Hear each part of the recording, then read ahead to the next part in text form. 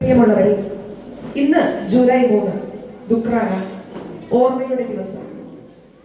നമുക്കും പോയി അവനോടുകൂടി മരിക്കാം എന്നേറ്റു പറഞ്ഞ ധീരമായ ക്രിസ്തു ശിഷ്യന്റെ ഓർമ്മ.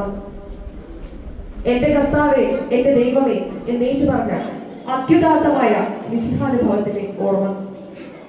കരകളും തിരകളും കടന്ന് ആർഷഭാരത ഭൂമിയിൽ സുവിശേഷ ദൂതുമായി വന്ന പ്രേഷിത ചൈതന്യത്തിന്റെ ഓർമ്മ.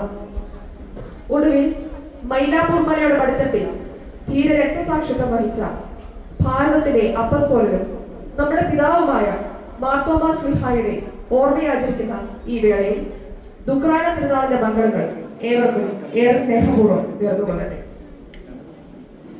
മാർത്തോമാ ശ്ലീഹ നട്ടുവളർത്തിയ കേരളത്തിലെ നസ്രാണി സമൂഹം ഇന്ന് സഭാദിനമായി കൂടി ആചരിക്കുകയാണ്. 2 സഹസ്രാബ്ദങ്ങൾ നീണ്ട സീറോ മലബാർ സഭ ഇതിനോടകം ഒട്ടേറെ വെല്ലുവിളികളും പ്രതിസന്ധികളും അതിജീവിച്ചിട്ടുണ്ട്.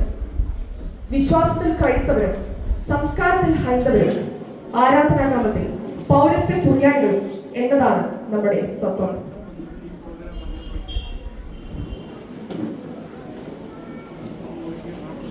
ഉദയംപേരൂർ സുനഹദോസിന് ശേഷം ഭാരതപ്പുഴയ്ക്കും പമ്പാ നദിക്കും ഇടയിൽ മാത്രം ഒതുങ്ങിയ നമ്മുടെ സഭ പിന്നീട് ഇന്ത്യയിലെമ്പാടും ലോകത്തിന്റെ വിവിധ ഭാഗങ്ങളിലേക്കും പടർന്ന് പന്തലിച്ചു കഴിഞ്ഞു. നമ്മുടെ നാടിന് സീറോ മലബാർ സഭാതലയം നൽകിയ സംഭാവനകൾ നിസ്സീമമാണ്. അതേസമയം തന്നെ പലവിധ പ്രതിസന്ധികളും നമ്മുടെ സഭ ഇന്ന് നേരിടുന്നുണ്ട്. ഏകീകൃത കുർബാന എന്ന സ്വപ്നം ഇനിയും പൂർണ്ണമായും സാക്ഷാത്കരിക്കപ്പെട്ടിട്ടില്ല. ഒരു സമുദായം എന്ന നിലയിൽ സമൂഹത്തിൽ നമുക്കുണ്ടായിരുന്ന സ്വാധീനം ഇന്ന് ദുർബലപ്പെടുന്നുവോ എന്ന് നാം സഗൗരവം സംശയിക്കേണ്ടിയിരിക്കുന്നു. സഭയെ ഒളിഞ്ഞും തെളിഞ്ഞും വിവിധ ശക്തികൾ ഇന്ന് ആക്രമിക്കുന്നു.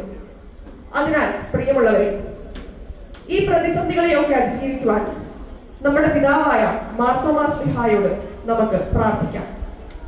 സഭയോടൊത്ത് ചിന്തിക്കുവാനും സഭയുടെ പ്രവർത്തനങ്ങളിൽ കഴിവിലൊത്ത് പങ്കാളികളാകുവാനും നമുക്ക് ശ്രമിക്കാം.